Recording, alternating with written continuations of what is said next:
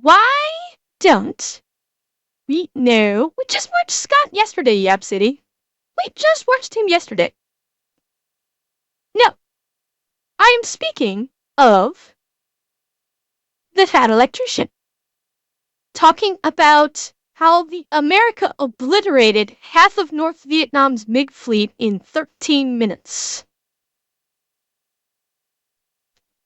So I held off on this one because it's a bit longer, but we got time tonight.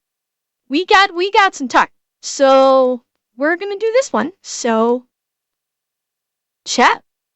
The storytelling begin.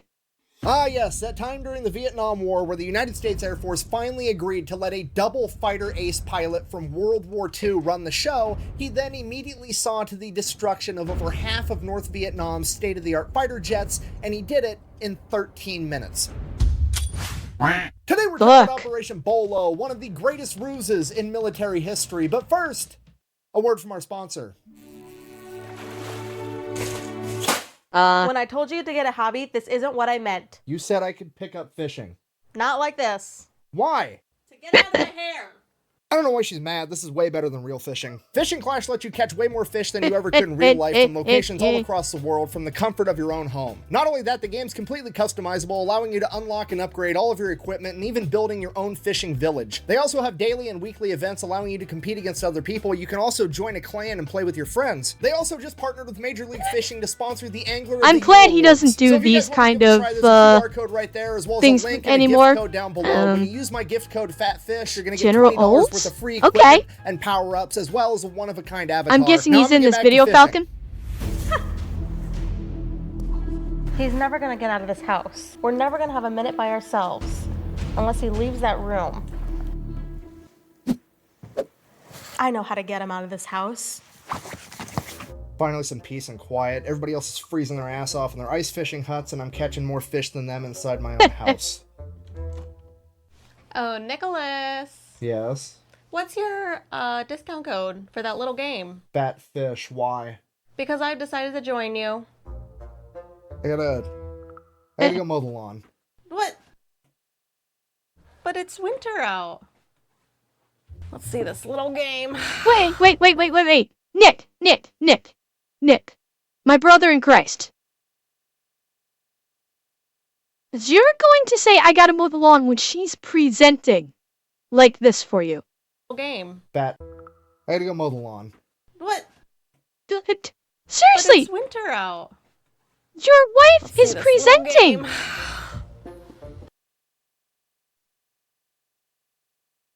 Nick. Don't do it, man.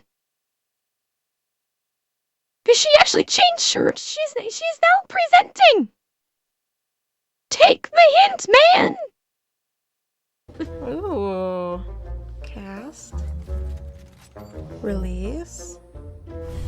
Alright, so Operation Bolo takes place within another mission known as Operation Rolling Thunder, and Operation Rolling Thunder spans from March of 1965 until November of 1968. Yeah. It is essentially the air war over North Vietnam. So, super brief, oversimplified version of what's going on. The American forces are in South Vietnam, and they are fighting the VC, or the Viet Cong, which is a guerrilla fighting force. And that guerrilla fighting force is receiving supplies from the North Vietnamese via the Ho Chi Minh Trail. So, America needs to try to shut down those supply lines. Logic being, if the enemy doesn't have supplies to fight, the enemy can't fight. Real base level War 101 Sun Tzu type stuff, right? Okay, well, America pretty much has two options. They can A, invade North Vietnam with ground forces, or they can B, just attempt to bomb the holy fuck out of them. And America's going with option B, and that is what Operation Rolling Thunder is. It is just a humongous 3-year-long air bombing campaign where America is going to try to blow up so much North Vietnamese infrastructure that they can't continue to support the Viet Cong. Which, honestly, it's a really good plan. What's the problem? The enemy's got nice things? Oh, well, take the nice things away. Send the planes in, bomb the roads, bomb the railroad tracks, and make it so they can't give the enemy a bunch of supplies.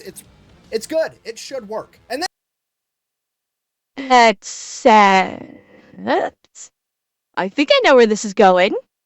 And then the politicians got involved, and let's face it, if anybody could mess up something so simple, it's going to be a politician because, well, honestly, that didn't go where I thought it would. Up boiling water. So how on earth did they mess it up? Well, they gave the American military a bunch of rules of engagement, which is a fancy way of saying they gave the American military a bunch of rules that only they have to follow and the enemy doesn't, essentially tying the U.S. military's hands behind its back and then sending them into battle anyways. And one of these rules of engagement, or one of these protocols that they had to abide by, was that every plane that went into North Vietnam to bomb them had to travel through a particular air corridor, and that is the only route they were allowed to take into North Vietnam. Meaning that pretty much immediately the North Vietnamese picked up on the pattern that every single plane that flies into their country follows a particular path, and they then proceeded to take all of their surface-to-air missiles, all of their radars, all of their anti-aircraft capabilities in the entire country and put them in this one particular spot. And then the US government decided to keep making their guys fly right through it anyways the entire time. Now at this point you're probably thinking, oh my god, the politicians might actually secretly be geniuses, because what they've done is they have inadvertently gotten the North Vietnamese to gather all of their anti-air... No, I do not. What I was thinking was, if the politicians were smart, they would do exactly what he's about to say. Make it seem like this is the only channel they're going through, have them gather all their anti-air in this one segment, and then change routes to avoid them entirely. But these are US politicians during the Vietnam War, which means the politicians just went, no, that's fine. Keep going. God, I hate politicians. Aircraft resources into one location, and now we can just bomb those, take them out, and they'll have nothing left, and it'll just be green light, go everywhere. So now the US military is like, yo, politicians, can I blow that shit up now because it's right there just waiting for me? To which the politicians are like, absolutely not. In fact, we're gonna make it a rule that you're not allowed to bomb or attack any anti-aircraft sites, any surface-to-air missile arrays, any anti-aircraft anything. You have to leave it completely unscathed. And our logic behind that is that at those sites there could potentially be a Chinese or a Soviet advisor that's helping out the North Vietnamese, and if we hurt one of them, it would upset the Soviets or the Chinese, and then that would be bad diplomatically, even though they're blatantly there to help run a proxy war against us. What the actual fuck? It's not that I don't believe it. The scary part is I do believe it. Because politicians, during the Vietnam War, who do not have a fucking clue. Like, what the hell? Aaron, I'm not sure.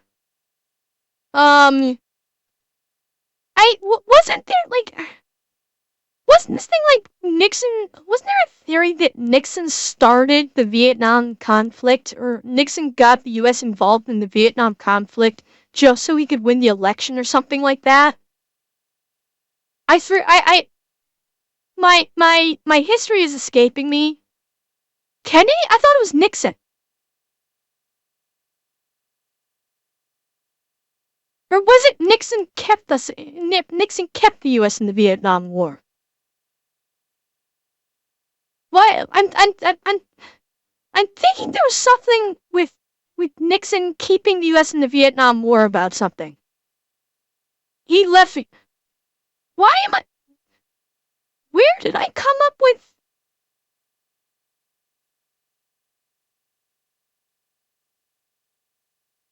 Okay. I don't know where my brain went that I was thinking that there was something about Nixon wanting to. Patra, that could be it. I could be getting Nixon and LBJ mixed up in terms of what I'm thinking. That's entirely possible. I may be mixing up my presidents, and that's probably it. Fuck, my brain's in bad shape tonight. Okay. Sorry. Yeah, that's probably what it is. I'm thinking LGBT, LBJ is the one that kept us in there and kept escalating it, probably for his own political gain. That's probably what I was thinking about and screwed up. Yeah, okay. We're going to go ahead and care more about them than we are about our own pilots. So we're going to go ahead and just have you guys keep flying through that same air channel, through all the anti-aircraft everything, because fuck you. That's why. This is bullshit. So that's exactly what happens. Every single time they fly a mission, every Air Force, Navy, and Marine Corps plane has to fly through the same air corridor through a gauntlet of anti-aircraft capability on their way to deliver their payload. And then if that wasn't bad enough, the North Vietnamese got their hands on somewhere between 12 and 16 MiG-21s. And if you don't know, at this point in time, the MiG-21 is a new cutting-edge Soviet fighter jet. It is incredibly fast, it has a very high flight ceiling, and it is very nimble. And using these MiG-21s, they very quickly develop a strategy that amounts to basically guerrilla warfare in the sky, utilizing a hit-and-run tactic. So their strategy is that they are going to go specifically after the F-105 Thunder Chief, aka the Thud. It is the #1 plane that America is using in Operation Rolling Thunder in all of their bombing runs, and when it is weighed down with a bunch of bombs, it is basically a sitting duck for a MiG-21. So what ends up happening is every time a bunch of thuds get sent out on a bombing run, they have to fly through that corridor of anti-aircraft capabilities, and the arrays and everything else tells Yeah, the enemy that did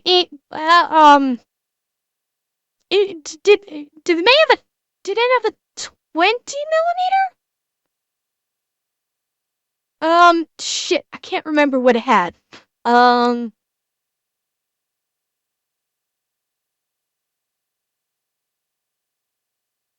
What the hell did it have on it?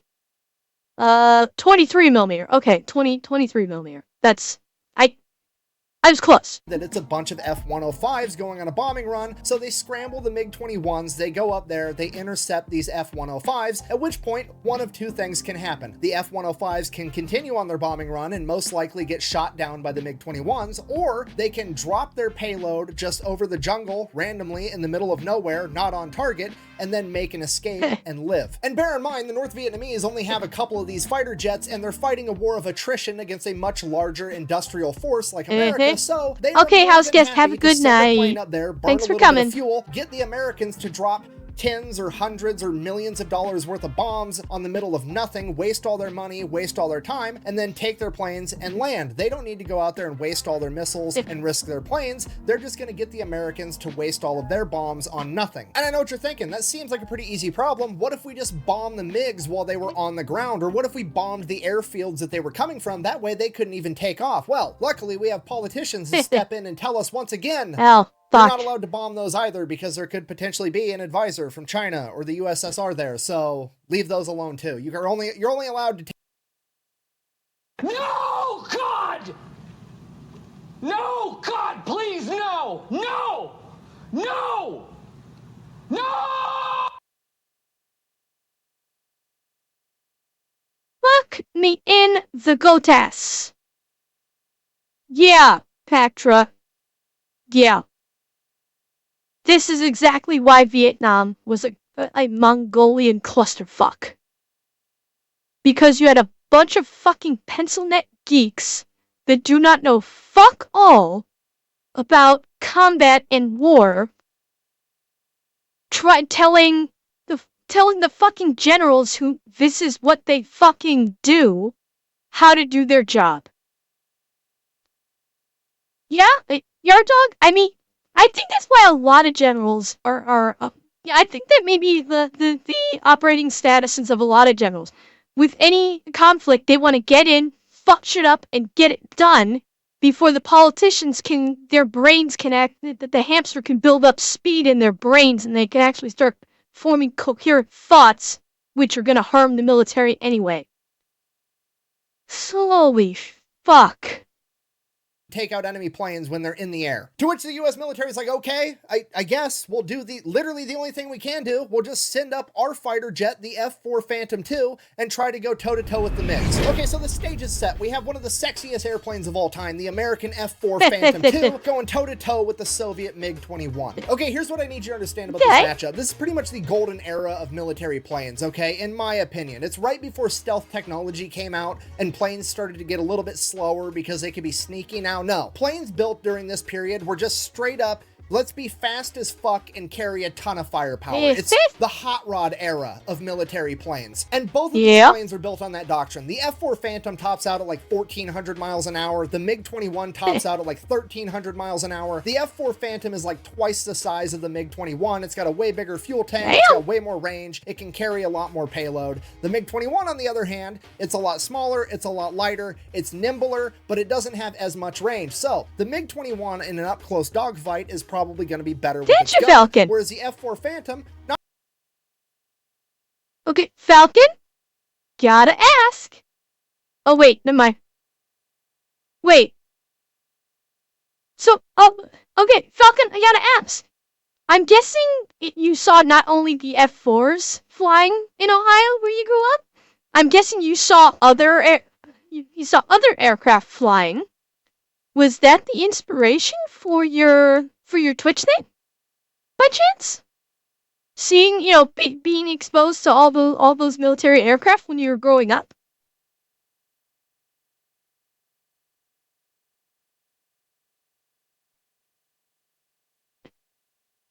Nice. Very cool. I like it. I had a feeling. After when you said that, I had a feeling. one in an up-close dogfight is probably going to be better with its gun, whereas the F-4 Phantom, not really intended for up-close dogfighting, it doesn't even have a gun. Because it has a more advanced radar and missiles that can take the enemy out from 29 miles away, it doesn't even need to see the enemy to shoot him out of the sky, so why on earth would it need a gun? Okay, the F-4 Phantom's MO is to haul ass, shoot half-court shots, and have a dope-ass paint job the entire time it does it. So, just so we're on the same page, Soviet MiG-21, American F-4, very much nice to one backdrop. another. They are both capable of taking the other out. They both pose a huge threat to one another. However, theoretically speaking, the MiG-21 should have an advantage in an up-close dogfight due to its maneuverability and its gun, whereas the F-4 has the advantage because it can just shoot down the MiG-21 before it even gets close enough for a dogfight to occur. So, MiG-21, better up close. F-4, better far away. So that's it. That's the solution, right? The F-4 Phantoms are going to go up. They're going to shoot the MiGs down from like 20 miles away before the MiGs even know they're there, and that's going to be the end of it. How are the politicians gonna fuck up this one? 'Cause you know they are. The next thing coming out of his mouth is gonna be the politicians fuck this up too. I guarantee it. Ta-da! Luckily for the North Vietnamese, the American politicians step in yet again with another exciting rule of engagement. Guess what? You're not allowed to shoot at enemy aircrafts until you have visual confirmation that it is an enemy aircraft. Translation, the American F-4 pilots literally are not allowed to start fighting the MiG-21s until the MiG-21s have the advantage. Which is absolutely insane to think about. Like, literally the equivalent of walking up to an infantryman and being like, hey, here's a sniper rifle. Also, you're not allowed to shoot people with it. You're only allowed to use the bayonet. And there's no bayonet because we didn't design it with a bayonet lug because it's only designed to shoot people from really far away. Get bent. And just in case that wasn't bad enough, what makes this even worse is the fact that most of the F-4 pilots are only trained on the American F-4, which wasn't really designed for up-close dogfighting with a gun because it doesn't have a gun. So most of them don't really know how to conduct an up-close dogfight because they've never been trained to do it because that's not what their plane is supposed to fucking do. So there's really no good answer, and this goes on for a little while where basically the F-105s go up, the MiG-21s go up, intercept, the F-105s are then forced to drop all their bombs in the middle of nowhere and take off just so they can survive. The MiG-21s then go and land, Falcon. and that just repeats itself at nauseam so they can survive. The MiG-21s then go and land, and that just repeats itself ad nauseum. But then in September of 1966, something happened that would change everything because the 8th Fighter Wing out of Udong Thai Royal Air Force Base would get a new commander, and that commander was none other than the legendary fighter pilot, Colonel Robin Olds. And I mean, you can know nothing about this guy, and you already know he's the main character. I mean, look at the lip sweater on this man. It's Hang on, chat, I move you. Yeah. That's all you need to know. That's all you need to know that this man is a main character. Yeah. the most magnificent taco flosser I've ever seen in my entire life. Okay, let me break this down for you. Anytime you've ever seen a movie with the cool bad boy character that doesn't follow the rules, it's also a fighter pilot, it's based off of this guy, whether you know it or not. Okay, I want you to understand the gravity of the situation here. This man's mother passed away when he was 4 years old, and he was raised by a single father that was also a full-time Army pilot and a World War I veteran. This guy was essentially bred to be a fighter pilot. He went to West Point where he became an All-American football player at 6'2", 250 pounds. He then went on to become a fighter pilot in World War II. Now, if you shoot down 5 or more enemy planes, you become an ace pilot. It's kind of a really big deal. And Robin Olds was a double ace in World War II. This man literally prestiged in the most extreme air-to-air combat the world has ever seen, and he's about to become a triple ace in Vietnam. And at the age of 44, nonetheless, how's the old saying go, beware of an old man in a young man's game? Yeah, this is the main character for sure. And like most great main characters, Robin Olds has a lot of very high-ranking people that don't really like him that much, mostly because he's not afraid to ruffle a couple of feathers to get his point across. And most recently, the argument that he's been having with the establishment is the fact that the F-4 Phantom, the main fighter jet for the United States military, should probably have a gun on it. He also has an issue with how these new pilots are being trained. Thank you for... Wait. Shadow, what the fuck, man? Thank you for the tier 1 6 months in advance. Holy shit, thank you. Oh my god. Thank you so much. I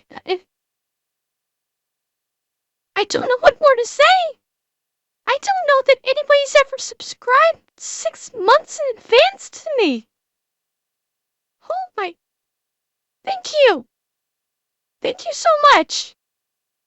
Trained because they're not really being trained how to actually dogfight. They're just being trained how to haul ass, intercept a plane, and shoot a missile at it, as opposed to actually getting into a close quarters fight. And the chain of command is basically telling Robin Olds, like, hey, look, you're old. They don't do it like that anymore. You were fighting in World War II in P-51 Mustangs and P-38 Lightnings. This is not what's going on anymore. These kids are flying F-4 Phantoms that can fly at 1,400 miles an hour and shoot missiles and take out targets from 30 miles away. We don't need to teach them up-close dogfighting anymore because they're never actually going to use it, because the technology eliminates the need for that. But you know what technology doesn't fix? Politicians being fucking stupid. So now everybody has to fight like it's World War II in a dogfight because they're not allowed to use the technology the way they're supposed to, because politicians that don't understand what they're talking about get to make up all the rules. So now they're sending Robin Olds to go take over command of the 8th Fighter Wing. He shows up and immediately earns everybody's respect. Keyword, earns it. Doesn't just get it given to him. And the way that he earns it is one of the best examples of leadership that I have ever read about. This man shows up to take command of an entire fighter wing as a double ace World War II pilot and a legend. And he decides to immediately put himself on the flight roster as a rookie to get trained on how to better use the F-4 Phantom because he's not very well acquainted with it. And he lets all the men that are lower than him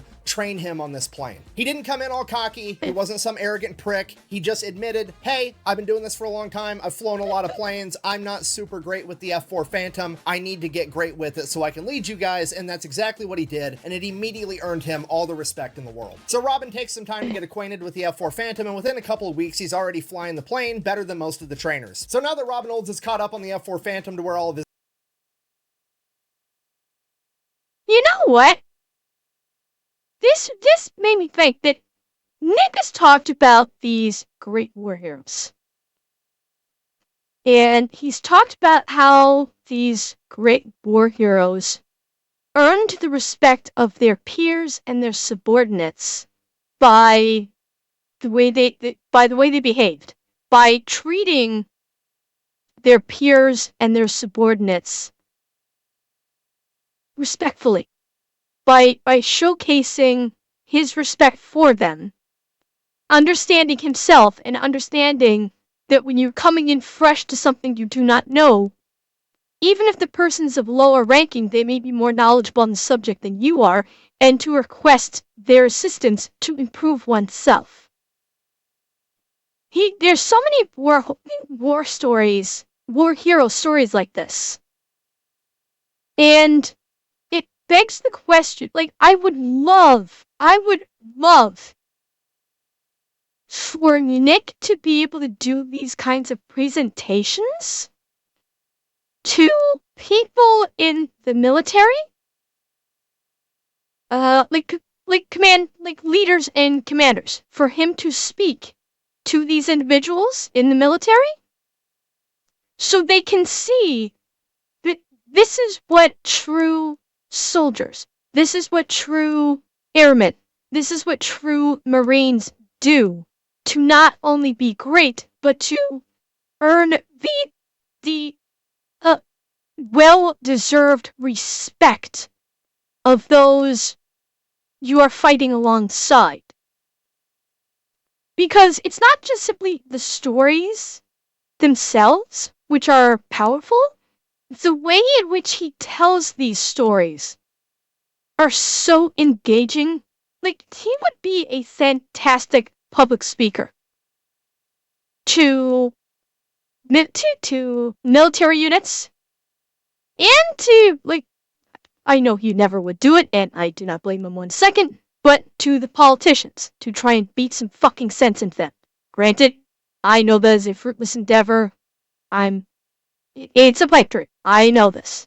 I absolutely know this. But at the very least, like, to speak to people in the military.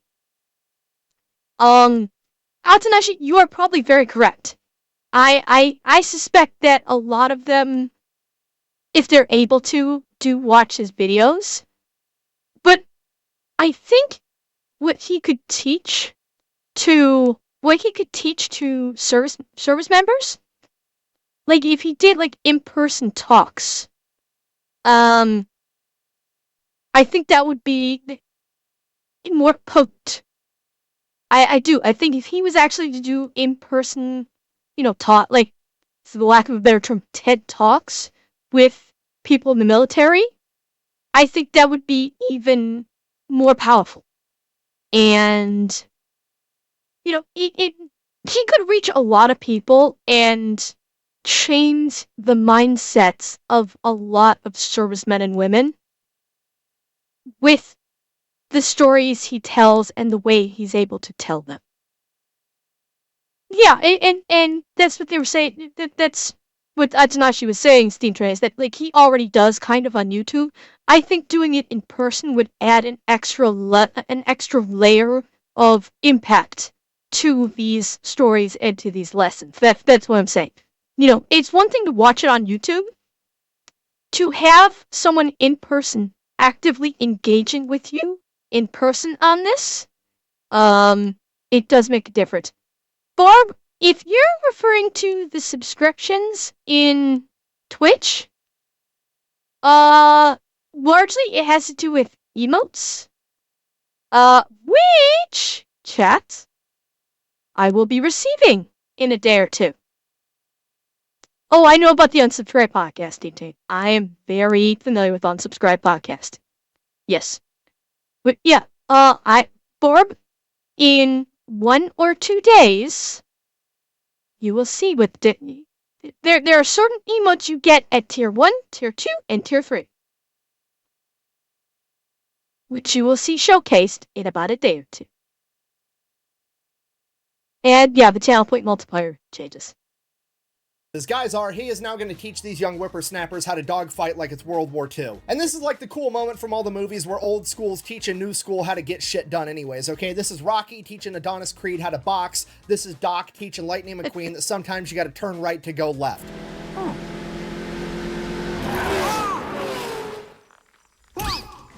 And while all of this is happening, Robin Olds, in another great display of leadership, realizes that there's not enough of him to go around, and he needs backup. He needs another badass World War II era pilot to come over and help him get these guys ready. So Olds calls in a couple of favors, gets one of his longtime friends transferred over to the 8th Fighter Wing to help him run the show, and that friend is none other than the legendary pilot Daniel Chappie James Jr., aka the Black Eagle. Okay, in the late 1930s, early 1940s, this man was a civilian pilot at the Tuskegee Institute that was contracted by the U.S. government to train U.S. pilots how to fly. Okay, if you're not picking up what I'm putting down, I'm trying to tell you this is the man that trained the famous Tuskegee Airmen from World War II before eventually enlisting and becoming one himself in 1943. After enlisting, he became an officer, at which point he was deemed too valuable as a trainer, so that's what he did for the duration of World War II, continued to train an entire generation of fighter pilots, and never actually saw combat himself. Then, in Korea, Korea, he would fly over 100 combat missions before working at the Pentagon, where he would end up meeting Robin Olds. After this, he goes on to become the first black man to become a 4-star general in the United States military. This man And big loves. Thank you for the follow. Also, welcome. is also a complete badass, so Uncle Sam is essentially playing Operation Bolo on co-op mode with 2 main characters on the field. So Chappie shows up to the 8th Fighter Wing, is reunited with his old friend Robin Olds. They become this extremely effective chain of command, and they are absolutely loved by all of their subordinates. Because of that, this leadership duo is given a nickname that is originally intended as a term of endearment, although by today's standards is probably not very politically correct, and that nickname was Black Man and Robin. Now, all this happens in like the span of 3 months, so Oh, that is fucking awesome. That is fucking awesome. I love it. I do not fucking care if it's not PC these days. That is fucking great. We need to bring that back, that kind of humor. We need to bring that back because you know what?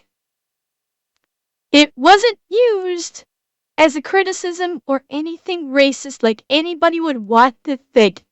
It was done because the men respected them and because it was funny. And the recipients fully appreciated that. I have no doubt. Being PC is a detriment to society. Point blank. Bring this back, people. Bring back the humor and the camaraderie that used to be. You'll be better for it.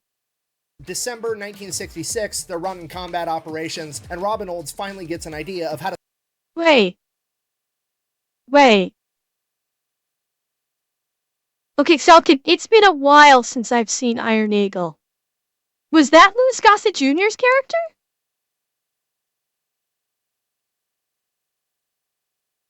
Was Chappie Louis Gossett Jr.? God, it's been a while since I've seen that. I forgot that was his name. So Louis Gossett Jr. was supposed to be playing the real life Chappie in Iron Eagle. Oh shit. I never realized that. Like when I saw Iron Eagle, I only watched it because it was like a cool action film. I was young, so I had not yet become the anime cat girl I am today, where I am more knowledgeable about military weapons and things of that nature. So I had no idea. And like I said, it's been a while since I saw it. I totally forgot his character's name was Chappie. That's awesome. to stop these new badass MiG-21s. By this point, Robin Olds is completely caught onto the MiG-21's entire strategy. They have zero interest in actually fighting with the F-4s, which is driving Robin Olds nuts because he's a World War II era fighter pilot. That's exactly the type of shit that he's into. These MiG-21 pilots, however, just want to go up there, use guerrilla warfare tactics where they just either hit the F-105s or don't hit the F-105s and just convince them to drop their payload prematurely and waste everybody's time and then take back off. The MiG-21s have zero interest in tangling with the F-4s, which Robin Olds interprets as, I need to force these MiG-21s to fight me. So how's he going to do that? Well, here's his plan. The reason the MiG-21s can identify the F-105s so efficiently is because the F-105s have a jamming pod on them that basically disrupts and interferes with the surface-to-air missiles down below. It messes up their radar so that the F-105s aren't going to get taken out by all the anti-aircraft stuff on the ground. Problem with that is that emits a frequency that the North Vietnamese can see. They then know that a bunch of F-105s are coming, so they scramble the MiGs. So Robin Olds decides, hey, let's take those jamming pods, mount them to mine and all the guys' F-4s, and then we'll fly there like we're F-105s in a bombing formation, and the MiGs will come attack us. And by the time they get close enough to realize that we're not F-105s, ideally, it's going to be too late. Yeah, the legendary World War II double fighter aces just went to the chain of command and requested permission to execute the old Wile E. Coyote in a sheep costume to catch the Roadrunners. I was gonna say Trojan horse, but I'd like his Wile E. Coyote analogy a lot better, honestly.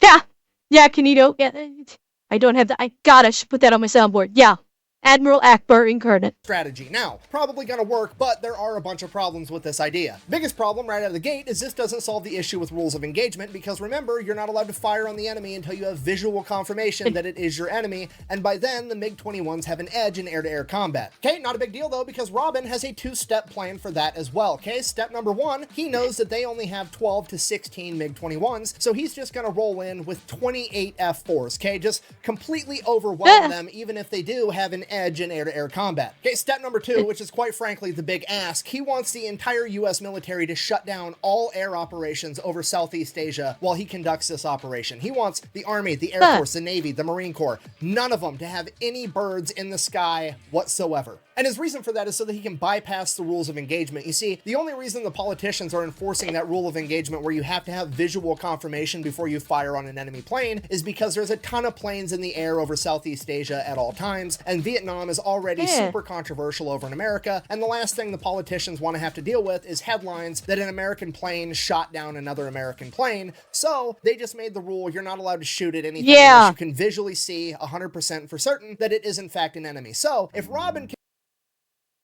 Okay. I will say, now that he explained it out like that, where the reason why you can't shoot unless it's unless you can visually see it is because of the heavy amount of air traffic, that actually sounds a bit more reasonable.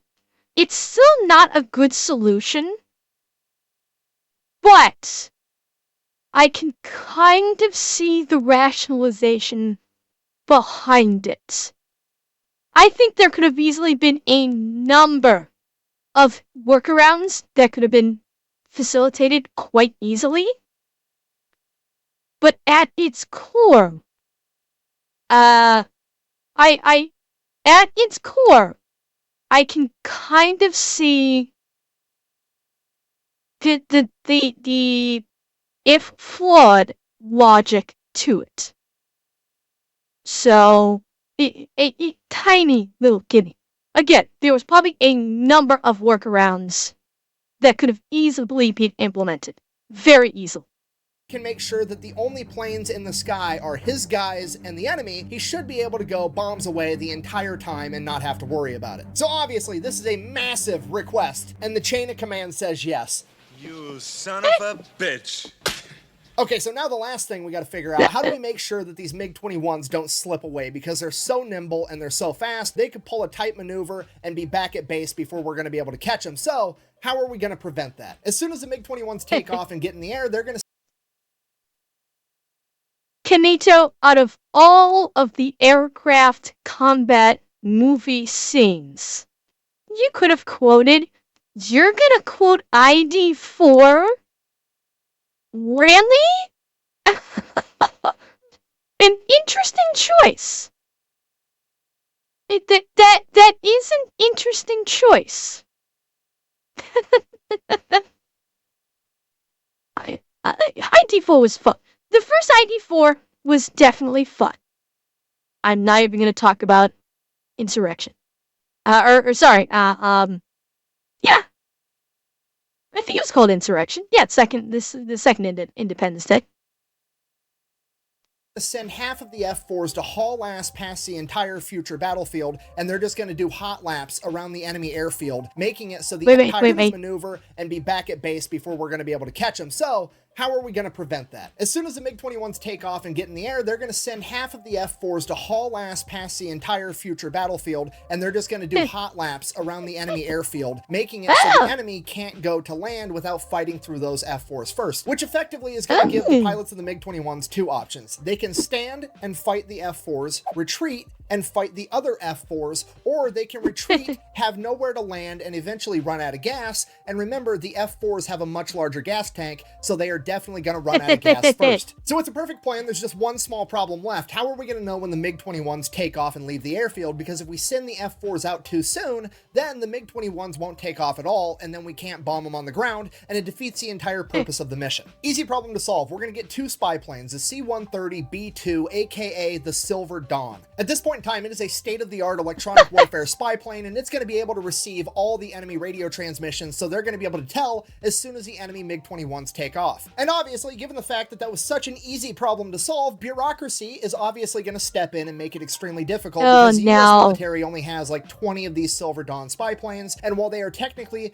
the property of the United States Air Force, they are directly under the command of the NSA, the National Security Agency, and they are super duper stingy about whoever gets to use these planes. Basically, the NSA gets final say as to whether or not this plane gets to participate in this mission, and that means that they're going to have to go through some stupid bureaucratic process where they ask for permission, it gets run up the chain of command like 30 people deep, and then finally some bureaucrat has to take responsibility. They're not going to do that because they don't want to put their ass on the line, so it's probably just going to be a big fat no, you can't use this plane, even though it's probably going to make the whole mission work. Now, this is normally the part of the story where the hero strategically transfers a piece of equipment to an alternate location so that he can get the job done. However, he doesn't have to do that because what they do instead is decide to not tell the NSA anything. But what Mama don't know won't hurt her. And when I say they're not going to tell the NSA anything, I mean... It's never a war crime the first time.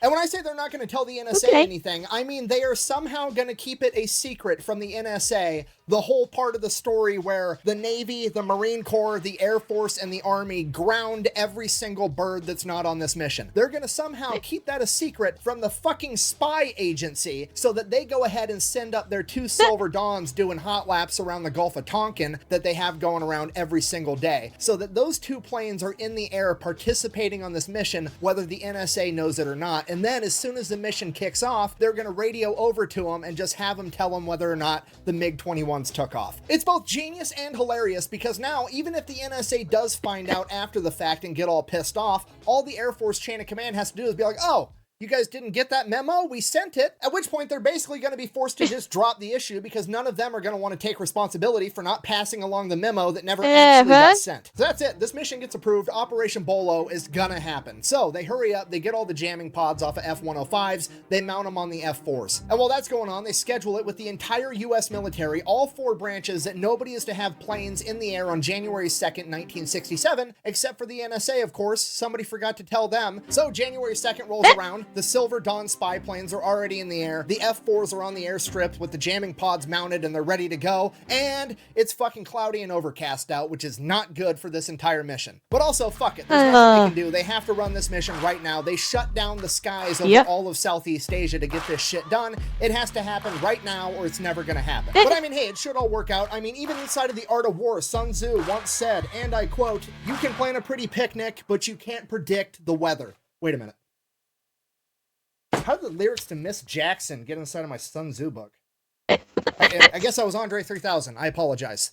A trillion times. Anyways, point stands. The mission goes. So the F-4s get put up in the air, and there's 7 flights of F-4s. Each flight is 4 F-4s for a total of 28, and they are all named after cars. Flight 1 is named Olds, being led by Robin Olds. Flight 2 is Ford, led by Chappie, and Flight 3 is Rambler, being led by Captain John Stone. And everything they do follows exactly what the F-105s would normally do. They're taking the same route at the same elevation, using the same radio frequencies. They're even using bomber call signs in case somehow their radio transmissions get intercepted, and they're emitting the same jamming frequencies as well, using those pods. So sure enough, the MiGs show up, and wouldn't you know it, the first guy to see one is none other than Robin Olds. He immediately splits his flight into 2 groups of 2, and Olds and his wingman take off after this MiG. Olds fires 2 radar-guided missiles, and they both end up losing their lock, and he misses entirely. He then closes the distance more so he can fire a heat-seeking missile, and it's a dud. And then the MiG that he's chasing goes into the clouds, and he loses them entirely, and as soon as he loses sight of that MiG, another MiG is screaming past him, going the opposite direction, so close that Olds can't just make a normal turn. Without batting an eye, Olds immediately hits a vector roll, which is a technique right out of the World War II dogfighting handbook. It's essentially you nose up and you do a backflip corkscrew maneuver and end up behind your enemy. And as he's mid-vector roll upside down pulling G's, he gets a radio transmission from Captain Johnson of Rambler Group saying, "Hey, I just got into the battlefield. Where are you? I heard that you're engaging an enemy." Olds finishes the vector roll, gets behind this MiG, radios back to Stone,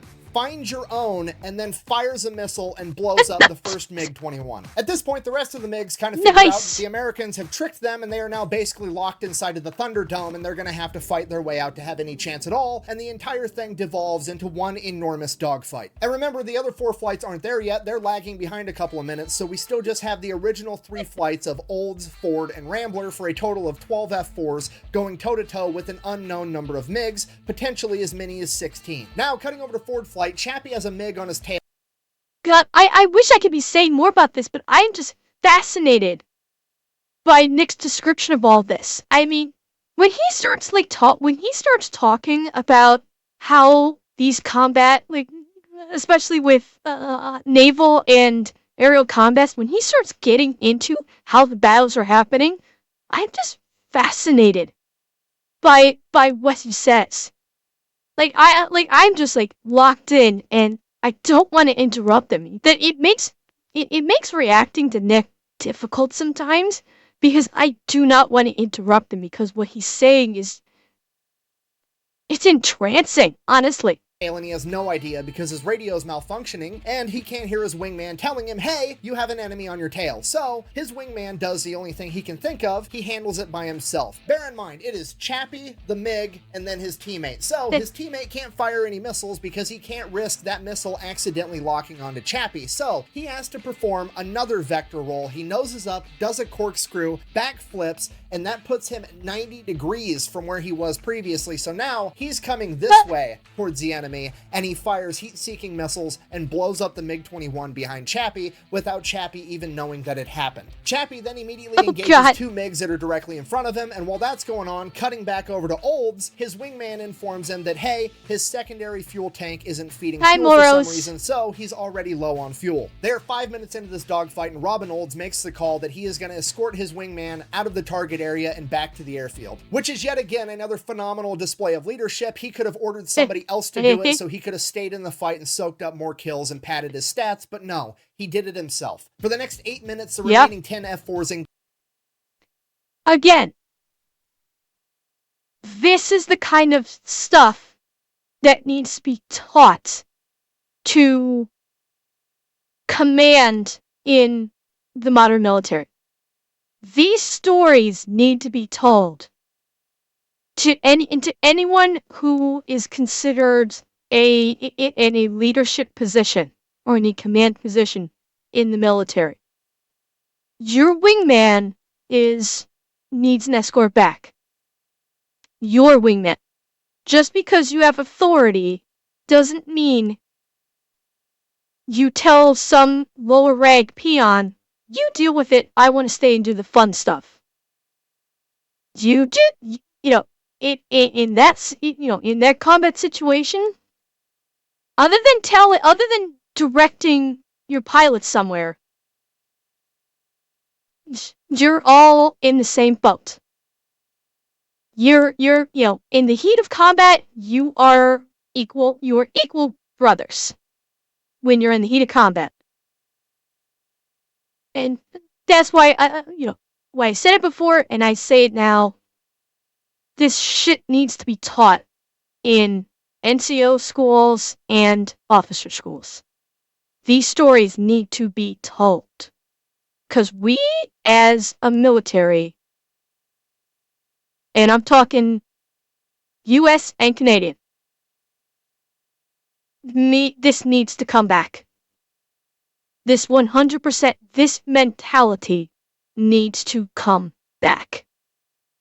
And padded his stats, but no, he did it himself. For the next 8 minutes, the remaining 10 F-4s engage every MiG-21 they can find until they have either been blown up or have disappeared and are hiding in the clouds. So at this point, the F-4s call it a day, they head back to base. The other 4 flights of F-4s didn't even make it to the target zone in time, so only 12 of the 28 F-4s in the air actually engage the enemy. As the F-4s start showing up and they start landing, the ground crews are there waiting with anticipation to find out how it went. I mean, this is one of the coolest missions ever done, probably the coolest thing a lot of these guys are ever going to be involved with. So they're super pumped to hear how it went. As the F-4 canopies open up, the pilots start holding up fingers of 1s and 2s, telling everybody how many MiGs they shot down, and the entire place turns into an enormous party. They're celebrating. All these guys are just absolutely pumped that they shot down a bunch of MiG-21s. So yeah, I mean, Desert Storm.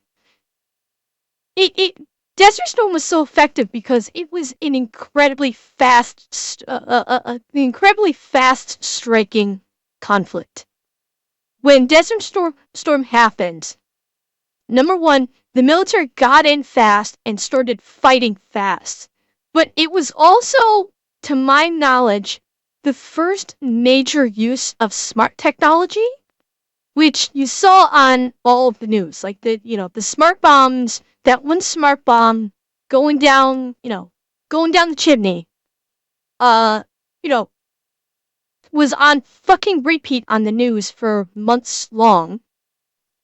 They hit them from the troops, they deployed from the air and the ground so fast, and they hit the enemy fast and hard that I think like Desert Storm only last like a couple weeks?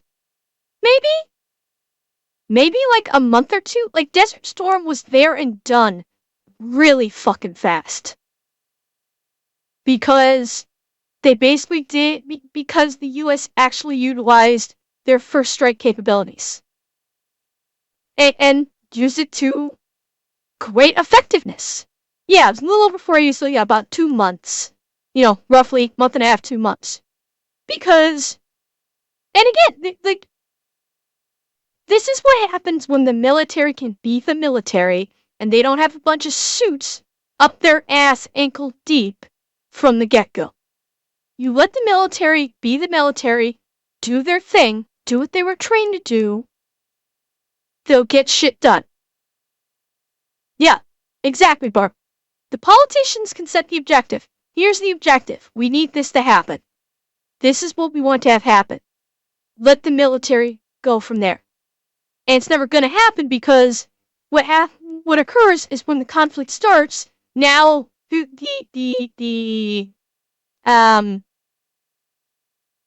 wow, what's the word I'm looking for? Basically the alter ego of the politicians on the enemy side starts coming over and saying, listen, we don't want you to do this. Or you have allies that say, look, we have interests here, we don't want to do this, and all of a sudden interests override the combat. And it's no longer war, it's basically just the military has become a bargaining chip in a negotiation. And that's not what the military is. The military is not a bargaining chip of negotiations. Military is there to ensure shit gets done. If you don't let them do that, this is, we've seen what happens. Yeah. No, Laruk, I actually haven't. I never had the opportunity to see Band of Brothers of the Pacific. There's quite a few things that I can watch because, honestly, there's so many hours in a day, and, I work eight of those hours most of the time, so I have not had the opportunity to see some of the stuff that you guys bring up as much as I would have liked. And I'm still very busy, so yeah, I've heard people say that it is worth it 100%. One of these days I've got to try and get my eyeballs on it. Yeah. Celebrating, all these guys are just absolutely pumped that they shot. I can't do that. Robo, I can't because my channel will probably get nuked if I do that for copyright reasons. So that unfortunately I can't. That wouldn't work.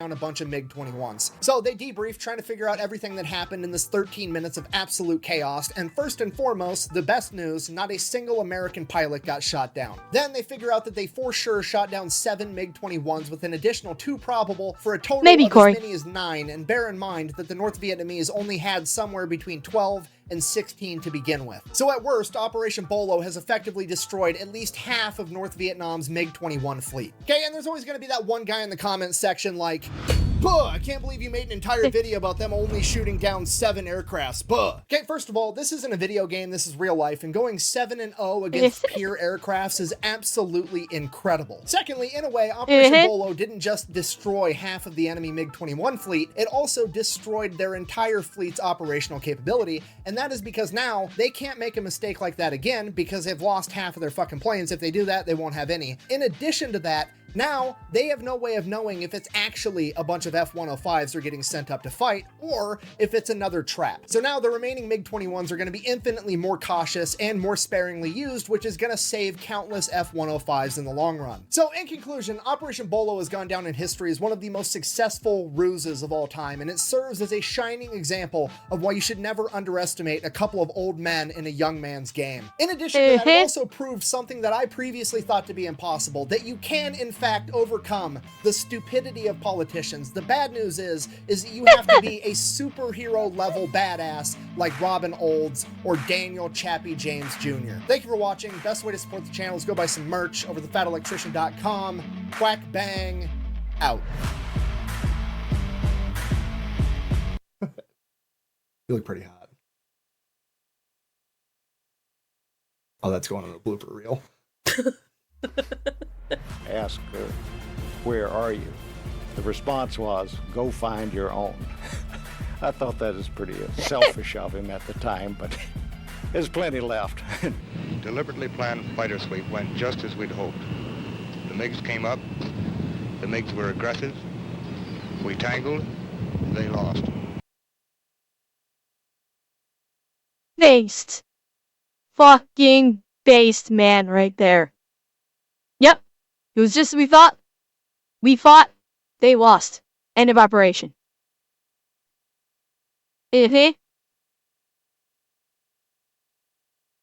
God damn. That was a good one. I got really quiet during some of that because I was just so entranced by the dogfight story. But god damn.